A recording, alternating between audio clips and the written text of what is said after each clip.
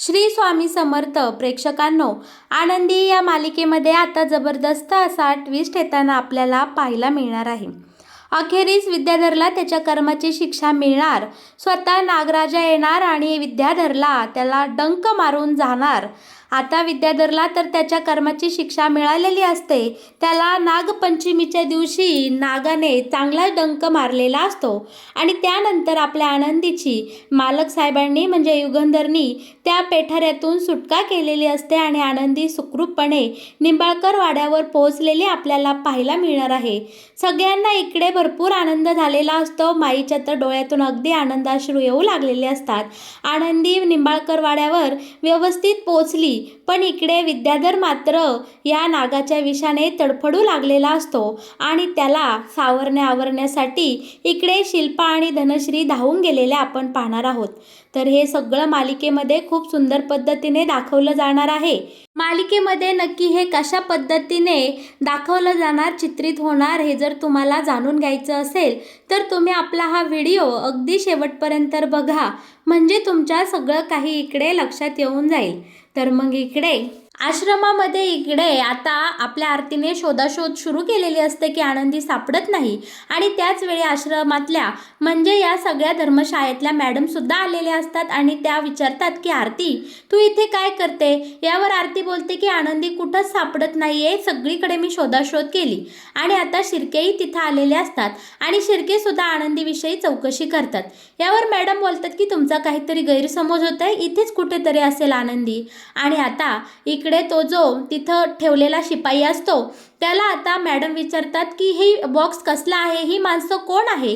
यावर शिपाई आता तिथे काहीतरी उडवाउडवीची कारणं देतो आणि तो पेठारा त्या माणसांना तिथून पाठवून देतो. बोलतो की आपल्या आडगळीचं भंगार सामान आहे ते मी विकलं आहे, असं आता इकडे हा धर्मशाळेचा कर्मचारी बोलू लागलेला असतो. बरं का, आता संपूर्ण या धर्मशाळेमध्ये चौकशी सुरू झालेली असते की आनंदी आहे तरी कुठं. तोपर्यंत या टेम्पोवाल्यांना तिथून पळून जायला बरोबर वेळ मिळालेला आपल्याला इकडे पाहायला मिळणार आहे. त्या पेठाऱ्यात आनंदी होती. आनंदीचा जीव घुसमटू लागलेला असतो, तरी सुद्धा ही लोक तिचा विचार न करता त्या पेठाऱ्यातून आनंदीला तिथून पळवून घेऊन जातात. आता शिर्केंनी इकडं सगळीकडे चौकशी केलेली असते. मॅडम बोलतात की स्टोरूम मध्ये जाऊन बघूयात.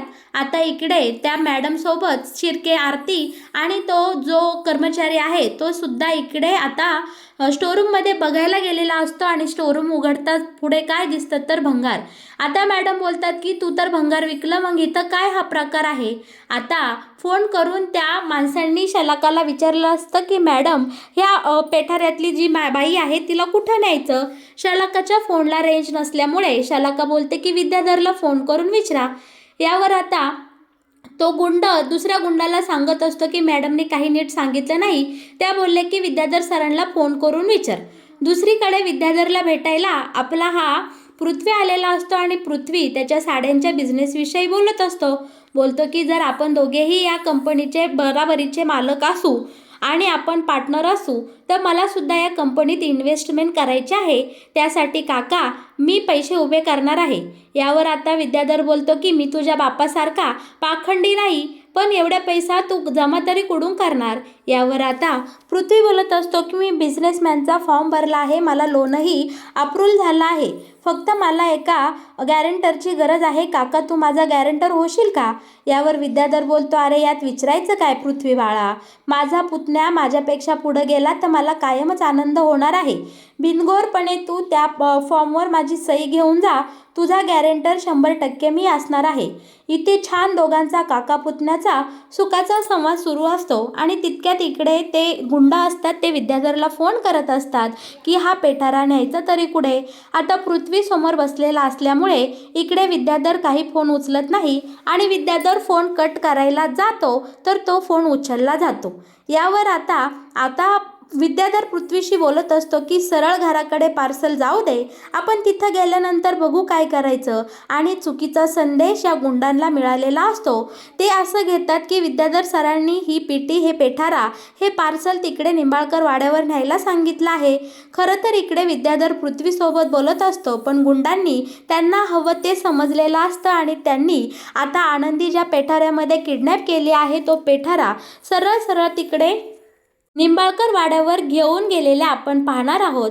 आणि प्रेक्षकांनो, विद्याधरच्या एका चुकीमुळे आपली आनंदी सुखरूपपणे निंबाळकर वाड्यावर आलेली आपल्याला इकडे पाहायला मिळणार आहे.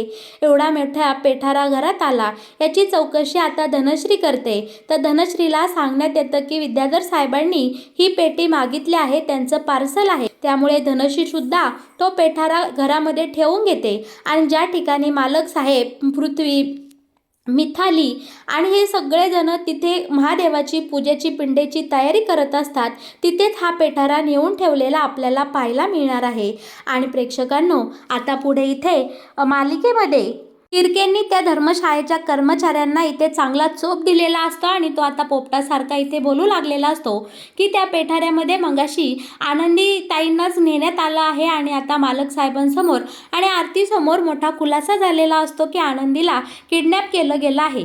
इकडे शिर्केंना हुलकावणी देऊन तो कर्मचारी तिथून पळून जातो. आणि आता धर्मशाळेच्या मॅडमसमोर सुद्धा हा एवढा मोठा खोटेपणा आलेला असतो. शिर्केंचं म्हणणे असतं की आनंदी नक्की तुम्हाला वाटली तरी कोण? त्या मालक साहेबांच्या धर्मपत्री निंबाळकर वाड्याच्या सुनबाई आहेत आणि त्यांच्यासोबत असं वागण्याची हिंमत कशी झाली?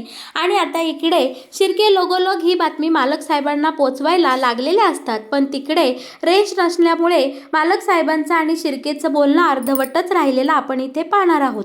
बरं का, आता मालक साहेबांना मोठं टेन्शन आलेलं असतं. पण शिल्पा पुढे होते आणि बोलते की युगंधर, हे बघ, तुझी दोन्ही मुलं तुझ्यापासून लांब गेले आहे, तुमची ताटातूट झाली आहे. पण मिथालीला तुझ्याविषयी प्रेम वाटतं आणि तिने एवढा मोठा घाट घातला आहे, त्यामुळे तिला आज नाराज करू नको. छानपैकी इकडे सगळ्यांसोबत घरामध्ये ही पूजा उरकून घे. मी काय म्हणते ते तुला कळतंय ना? आता इकडे मालक साहेबांना सुद्धा ताईसाहेबांचं शिल्पाचं बोलणं पटलेलं असतं. खरंच मिथालीचं इकडे युगंधरवर खूप प्रेम असलेलं आपल्याला दाखवलं गेलं आहे. दुसरीकडे आता विद्याधरला मेसेज आलेला असतो की आपलं काम पूर्ण झालं आहे, तुम्ही सांगितलं तिथं हे पार्सल, आनंदीची जी किडनॅपिंगचं पार्सल आहे ते पोचलेलं आहे. आणि ही आनंदाची बातमी विद्याधरने शलाकाला दिलेली असते आणि सांगितलेलं असतं की त्या एजंटकडनं 1 करोड शिवाय 1 रुपयाही कमी घ्यायचा नाही. आणि आनंदी एक आपल्याला मालामाल बनवणारी खूप मोठी लॉटरी आहे, त्यामुळे आता आपला काळ बदलणार, आपल्याकडं खूप पैसा येणार, असं आता इकडे विद्याधर शलाकाला बोलू लागलेला असतो. आणि घरी शिल्पाने समजवल्यामुळे आता मालक साहेब सुद्धा नागपंचमीच्या या पूजेमध्ये सहभागी होण्यासाठी इकडे तयार झालेले असतात. आणि विद्याधर घरी आल्याबरोबर बोलतो, अरे वा वा वा, काय सुंदर तयारी केली हाय घरी, आज वाटतंय खरा सण हाय. आज मी लय खुश हाय, म्हणजे लय खुश हाय, आज सगळं माझ्या मनासारखं झालं हाय, त्यामुळे मी आजच्या ह्या पूजेमध्ये एकदम मस्त सहभागी होणार आहे, असं आता इकडे विद्याधर बोलत असतो. यावर युगंधर बोलतो की दरवर्षीच आपल्या घरात नागपंचमीची पूजा होते, पण असं आज नक्की काय झालं की तू एवढा खुश आहे? पण इकडे युगंधरचं बोलणं कानामागे टाकून आता धनश्रीला घेऊन विद्याधर त्याच्या खोलीमध्ये गेलेला असतो छानपैकी तयार व्हायला. इकडे सुंदरपैकी आपली महादेवाची पिंड तयार झालेली असते, सगळेजण खूप खुश असतात. नागपंचमीच्या पूजाची इकडे जय्यत तयारी झालेली असते.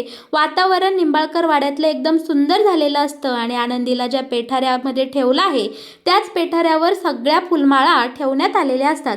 बिचारी तिकडे हातपाय बांधून कशी बशी त्याच्यामध्ये एक एक श्वास कोंडून घेत असते आणि इकडे मात्र सगळे आनंदात असतात. पण युगंधरला मात्र आनंदीचं खूप वाईट वाटत असतं, त्याला आनंदीची खूप आठवण येत असते. पण मुलीच्या हट्टापुढे आता युगंधर आनंदीचा विषय बाजूला सारतो आणि छानपैकी या पूजेच्या जय्यत तयारीला लागतो. आता युगंधर सुद्धा तयार व्हायला गेलेला असतो, मितालीही तयार व्हायला गेलेली असते. माईने बाकीची उरलेली तयारी इथे केलेली आपण पाहणार आहोत. आणि छानपैकी आता इकडे नागपंचमीच्या सणाच्या या पूजेची तयारी झालेली असते. बरं का, आता सगळेजण इकडे हॉलमध्ये जमलेले असतात पूजेसाठी आणि युगंधर इकडे पूजेला बसलेला असतो. मिथाली, पृथ्वी छानपैकी तयार होऊन इथे खाली आलेले असतात. आणि विद्याधरला फोन आलेला असतो की पार्सल तुमचं वाड्यावर सोडलं आहे.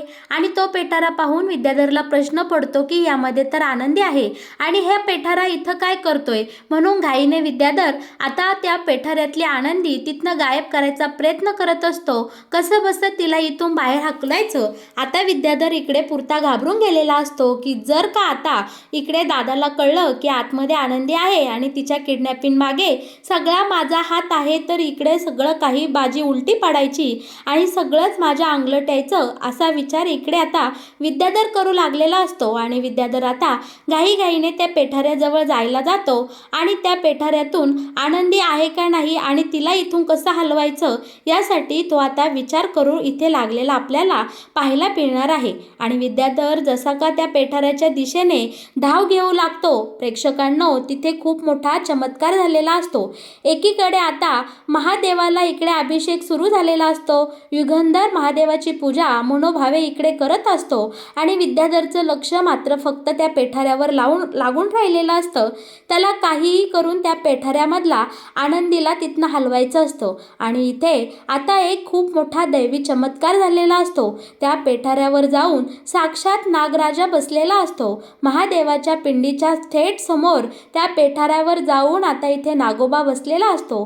जसा का विद्याधर त्या पेटीजवळ जायचा प्रयत्न करतो, नागराजा विद्याधरवर असा फुसकारून जातो की त्याला डायरेक्ट इकडे डंक मारताना आपल्याला पाहायला मिळणार आहे. प्रेक्षकांनो नागराजाने तर इकडे विद्याधरला त्याच्या कर्माची, त्याच्या कुकर्माची, घाणेरड्या फळाची आता इथे बरोबर शिक्षा दिलेली आहे. आणि आता युगंधर आणि बाकी सगळ्या घरातल्यांचं लक्ष इकडे नागाकडे गेलेलं असतं. आता युगंधर सुद्धा पूजेवरनं उठलेला असतो. त्याची पूजा तिकडे संपन्न झालेली असते. आणि आता इकडे युगंधरने नागराजाला हात जोडून विनंती केलेली असते, त्याचं दर्शन घेतलेलं असतं, त्याची माफी मागितलेली असते. आमचं काही चुकलं असेल तर आम्हाला माफ कर आणि तुम्ही इथं कसं येणं केलं असं आता इकडे मनोभावे आता युगंधर नागराजाला म्हणत असतो. आणि विद्याधरची मात्र इकडे फुल फजिती झालेली आपल्याला पाहायला मिळणार आहे. विद्याधरला डंक केल्याबरोबर धनी आणि इकडे ताईसाहेब विद्याधरकडं त्याच्या मदतीला धावून गेलेले असतात. तर आपला युगंधर इकडे नागराजाची माफी मागून आता उभा थाकलेला असतो. युगंधरच्या विनंतीला इकडे नागराजाने आता साक्षात्कार दिलेला असतो आणि शांतपणे तिथनं तो नाग निघून गेलेला आपल्याला पाहायला मिळणार आहे. घरातले सुद्धा सगळे आश्चर्याने चकित झालेले असतात.